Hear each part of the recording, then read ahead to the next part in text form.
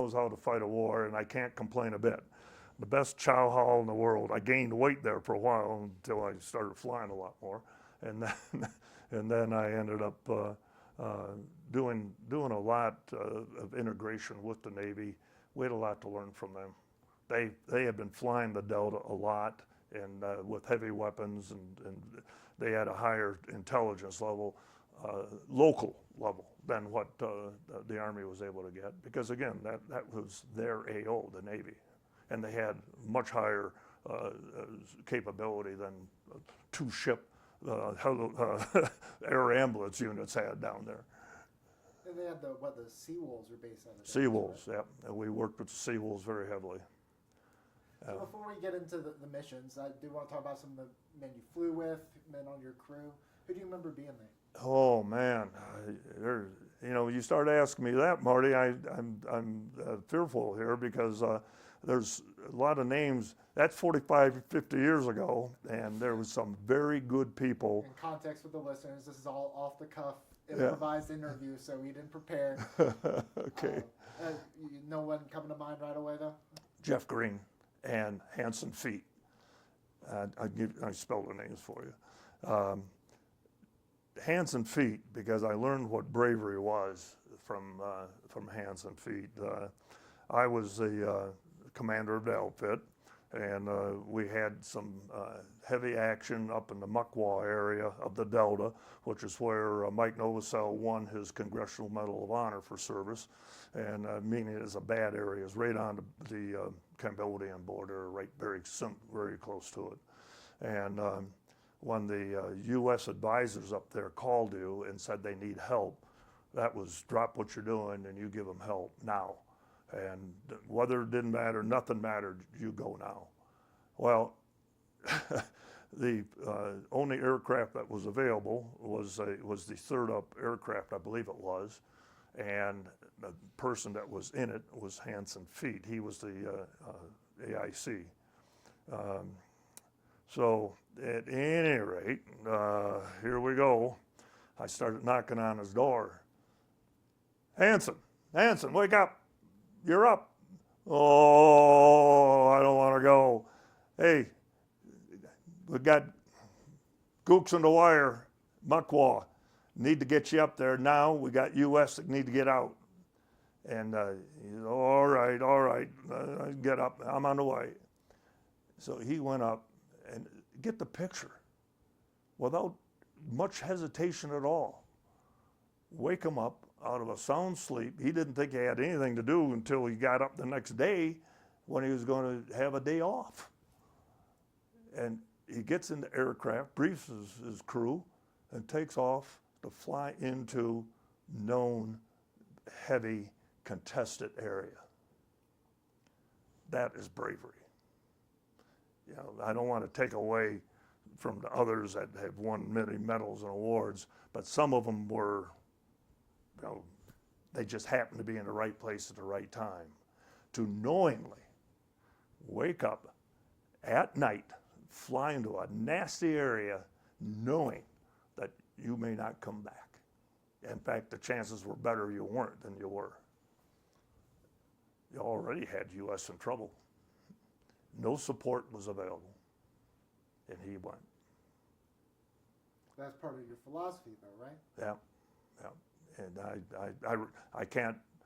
I really do remember him. He was supposed to be here at this reunion, but he had some family medical problems, so he couldn't make it. And just so I get the proper spelling. Hanson's Hanson. That's not hard, but the feet is Fittee.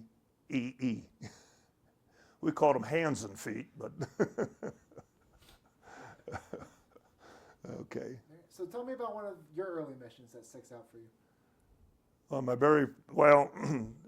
I ended up being the operations officer for the 57th Medical Detachment.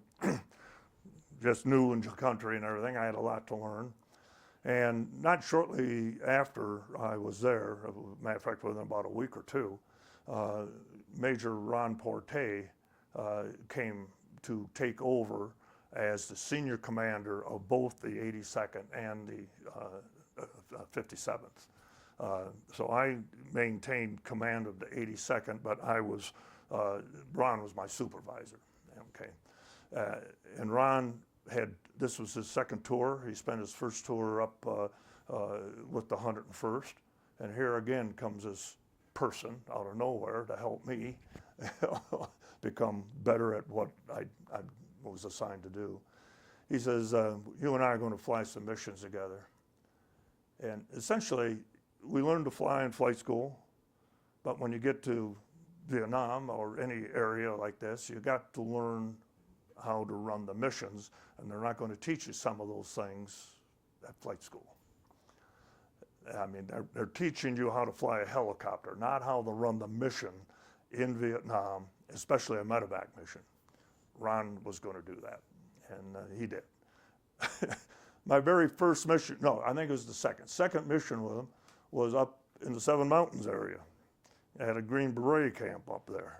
It was under heavy fire. And I'm sitting in the right seat. He's got the aircraft in the left seat, which is where he preferred to fly.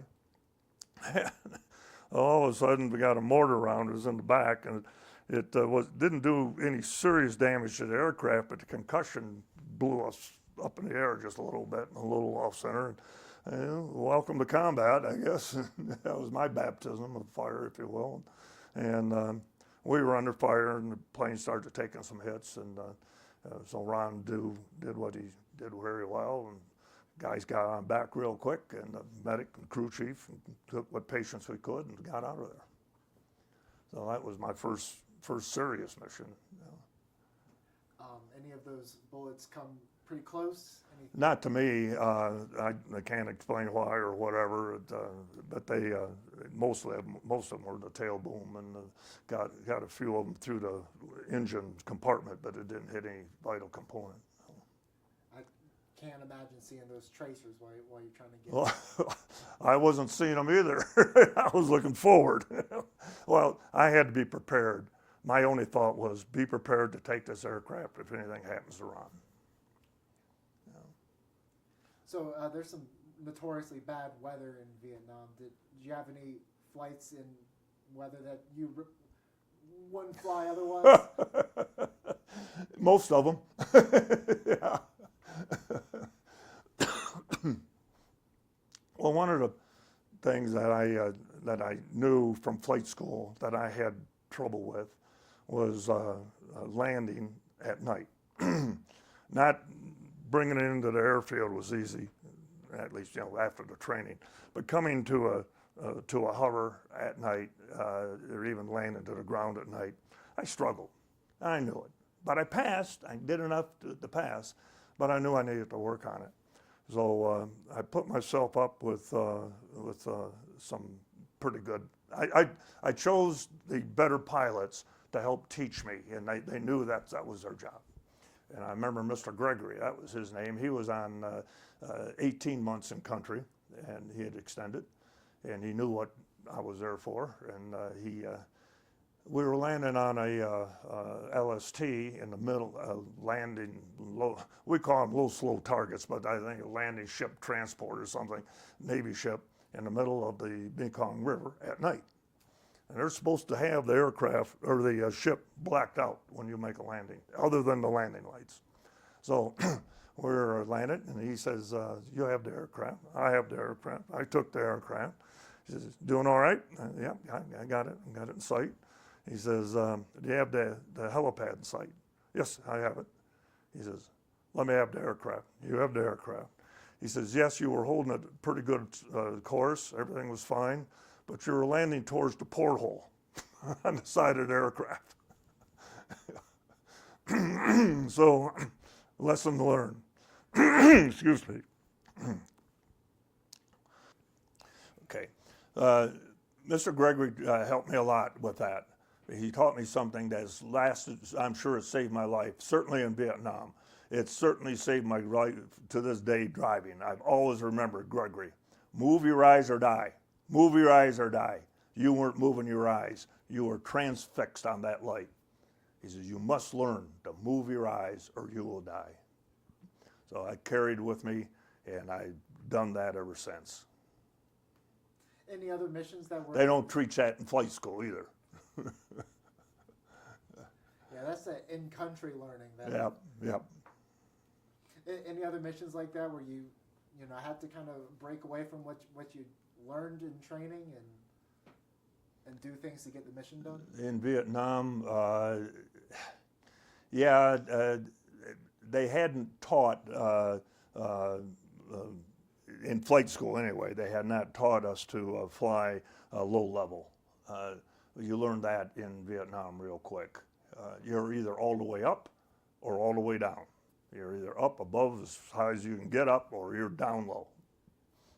You're up high to avoid the small arms fire. Of course, you're more vulnerable now to the rockets and heat-seeking missiles and everything. But if you're down, you don't want to be halfway down. You're down. You're in the trees. Think of a duck. Think of ducks flying off of a pond. That's the way you want to think of yourself taking off in the Delta. You need to come up, nose that sucker over, pick up your airspeed, start going through the trees, and then do a cyclic climb and pull that sucker up. And you got to keep it moving. Well, tell me about finding the patients on the ground with no GPS like they have nowadays. Well, that's another story. I can tell you a couple of stories on that one. On the ground, the first thing you got to understand, there was no GPS. We didn't have them, but neither did the ground troops. And the maps they had were based not on some satellite in the sky. They were, I don't know how the hell they made them, but they weren't as accurate as they should have been to begin with. And they worked, but when they gave you, as we used to say, if they can just get it in the same grid square, we'll find them. Okay. Between FM homing and we hear you, you're this way, that way, whatever. But they didn't know where they were at for the most part. So that was hard. Generally, they would hear us, and we'd keep them talking. You could do some FM homing from there. Then now I know where I'm online, but I don't know whether they're behind me or in front of me, just that I'm online. And it's kind of like the Verizon, do you hear me now? Yes, I hear you now. Or, no, we don't have you in sight, nor do we hear you. Okay, I think we're going to do a 180 here. Okay, and go back the other way until finally, yes, we hear you. And then, good, okay. And do they have any visual aids on the ground? Yeah, generally they would. Well, we'd ask them, are you secure? And most of the time they'd be honest. Most of the time, but lots of times again they didn't know. They got guys hiding in the grass waiting for the targets to come in. Us, So when we came in, you were looking. Every pilot had learned his own way, but what I was taught by these good warrant officers that I had that were working with me, you make sure that you always have the aircraft under power. Don't reduce your power because it has a delay as you pull the power back in. So you don't want to get rid of that. So you start making your approaches in pretty quick. And if anything happens, fire starts coming, you're already under power and you can make your takeoff. And on the other hand, again, once you're committed to that, you're going down, get the crew, get off, and they knew me pretty well in the Delta. We better get those patients on board while he's on his way down, or else we're going to be throwing him on when he's on his way out of here. Because when they were under fire, I didn't have time to put crews and everything at danger. We took hits and we lost crew members. I was lucky. I don't know how I made it. Any of those crew members you lost stand out? Do you know their names? I didn't actually. We lost crews. I'm talking collectively, and as a unit on board my aircraft, I didn't lose anybody. I had 1, 2 that were hit, but not anybody that we lost or they had a serious injury. The 2 that were hit, I don't think they lost. I think they were bumps and bruises more than they were bullet holes, but they did receive hits. Purple Hearts. Did you ever go down yourself? Go down? I was down 7 times. 4 due to bullet holes, and I'm sorry, 4 due to maintenance, 3 due to bullet holes. Yeah. That can't be a good feeling going down due to maintenance. Oh, no, 1 was a night auto rotation with 7 patients on board. So I was not flying the aircraft. I was in the right seat, and I had one of those real sharp warrant officers that I like to fly with. I wasn't a dummy. I had Mike Novosel Jr., a very famous name in medevac history. Mike Novosel is a Congressional Medal of Honor winner. Mike Novosel Jr. was his son. The only known father and son to fly in the same unit in combat. And he auto-rotated it? He auto-rotated in and spread the skids, but given the situation we were in, that was great. That was great. Yeah, we got out. Now, all of a sudden, we're on the ground. We got 7 patients on board. I got to get the confidential radios and all of the ISOPs, whatever, forgot what they call those things that all the frequencies and everything were on. They had, it's 45 years, Marty. So we went ahead and secured all that, got them, they're about ready to throw some frag grenades in, thermal grenades on there if we had to. But we set up a security, and I did. My biggest decision at the moment was whether I take that chicken plate on, or leave it on, or take it off. That chicken plate's not a nice light Kevlar vest. I don't know what it was made of, but the damn thing was about 35 pounds. I remember ground proofing. I passed, but I didn't know how deep that rice paddy was I was going in. And then, so we jumped in that rice paddy and moved away from the helicopter the best I could, so I could set up security. Be one of the security. You got 4 members. You got crew chief, medic, the right seat and the left seat. That's all you got. We happen to have a Green Beret medic on that aircraft with us. When we pulled him out, he wanted out of there. He wanted to get back. He was regular going to go back. He says, "Let me give you a hand. I need a ride back to Canto anyway." He said, "Come on." So luckily, when we went down, we had him with us. So he was an extra body for us. It ended up being non-event, other than the fear factor and everything. We scattered them out, made sure the patients were, not any more hurt than they were. A little fearful and white-eyed, but they were fine. And then we got out. We were in contact with the Canto people in the airfield. They wanted to know if they needed to scramble any help to us right away. They were about 1.5 miles away, 2 miles. We were heading back to Canto when everything went down. At any rate, they didn't want to scatter or to create a big scene there, because the more aircraft, the more lights, and the more that they have, the more it's going to attract the bad guys that are in the area. So, they didn't want to do that. They says, "Can you wait till morning?" I says, "As far as the injuries are concerned, I can." I said, "I can't tell you what's going to happen in the next hour or 2 I'm down here, but we're all right, other than, get us out of here in the morning if you can." And they said, "We'll have you there as soon as we can get you in the morning." So that's what they did. Again, I was out there, and there were people moving out on the rice paddies in black pajamas, but I can only assume that they were part of the Rough Puff unit. And that's Rough Puff is slang for the regional forces that were in charge of the village that was right out there.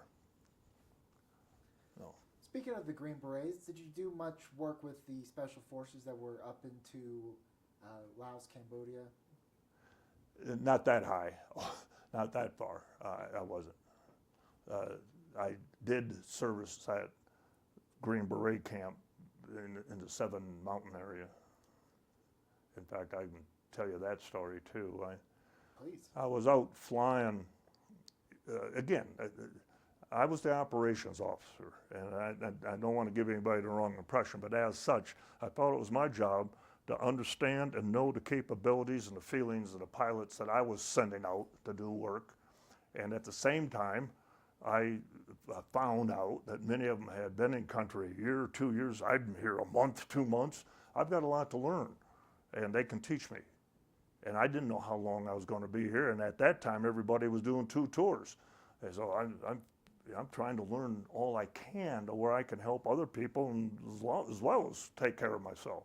So I was flying with this one warrant officer, and I knew him to be a good pilot. And we were out, and nothing out of the ordinary, Marty, nothing. It was just picking up patients, bringing them back, and some of them to the Vietnamese hospital, some of them all the way back to the 3rd Surgical Hospital, U.S. patients, and then back out right just before lunch. And the warrant officer, and I'd like him to remain nameless, he just said, "I quit." I said, and I didn't know what he meant. I mean, you know, you quit what? Smoking? What? You know, he says, "No, I'm going to quit flying. I don't want to do this anymore. I can't take it anymore. I've had all I'm going to take." I said, "Okay." He says, "You have the aircraft." And I said, "Okay, I got it." And I took him back to Bentui, asked for 7-6, which was Ron Porte, to meet me, and we discussed the situation. And I said, "Ron," I said, he doesn't want to fly anymore. I said, "I don't know what we can do with him." And he says, "I will take care of it. You get yourself a right seat. You are the aircraft commander." "Ron, I've only been in country for 2.5 months. Usually it's 4, 5, 6 months." He says, "You're it." Okay. So I went to get Jeff Green. Jeff Green was probably the second bravest guy you ever seen because he knew he was flying with a rookie. He wasn't much more than the rookie. In fact, he was less of he was less time in country than I had. So there we are. And we ended up picking up some missions, and it was good. We had about, in the afternoon, we had probably 4 or 5 missions, just routine missions, but a time for us to go out, pick up patients, nothing under fire or anything, but head on back. And then we got a call from the Green Beret camp that went in the 7 Mountains area. I want to tell you, I knew then that this was going to be a test. And I to this day, I know how I felt. I'm with Jeff in the right seat. He can't help me other than do his duty as the right seat. And it's just me. And people counting on me to be there. And I had to do what I had to do. And I wasn't liking this, but went ahead, flew into the area, and had communication with them, asked their situation. They were under fire, taking mortar rounds, and it looked like 4th of July going into there as I started into the AO area, that just rockets going off and tracers going every which way, and I'm just trying to figure out how I'm going to get in there.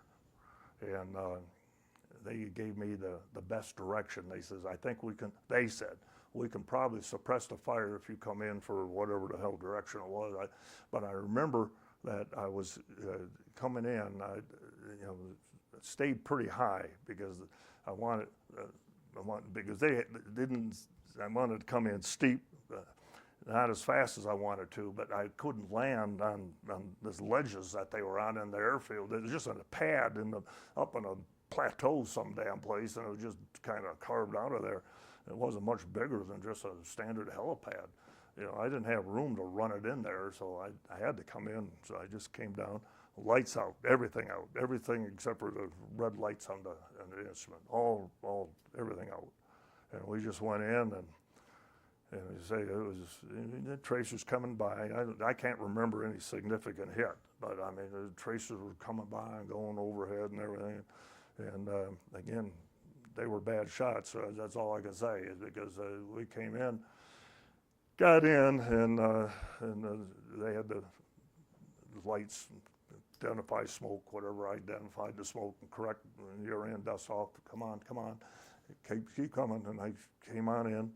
I don't know how many patients they threw on board. They threw a bunch on board and pulled out of there. And I said, Jeff, can you handle it? He says, I got it. I says, good. You got the aircraft. And we got out of there, headed back home, back to Canto. Actually, 3rd Surgical Hospital. Wow. But again, no damage. I was very fortunate. I can't explain it. It wasn't skill and cunning. It was just dumb shit luck and the good Lord. I was my man of faith, Marty. And every time I got on that aircraft, as a good Lord, may one of the passengers on board be you. Take over and to save and help us who are trying to help those in need. That was my prayer. Words to that effect every time I got in that aircraft. Were there any other stories in Vietnam that you'd like to share before we move on from there? I'll tell one with a little humor. Please. Talking about the sea wolves and the Marines, they ran a lot of PBRs, patrol boat rivers up and down the canals. And one of the places they went was down in a place called Kamau. And the Pelfrey was the military name for the place. Pelfrey was a 2,000-foot runway, and it had, I think, the last 500 to 600 feet were in contested territory. So at any rate, it was all run and operated by the Navy. And got called. They wanted help, gave me the coordinates. We headed that direction. And I says, they had several of these patrol boats spread up and down the canal, and they're fighting back and forth. And I said, what area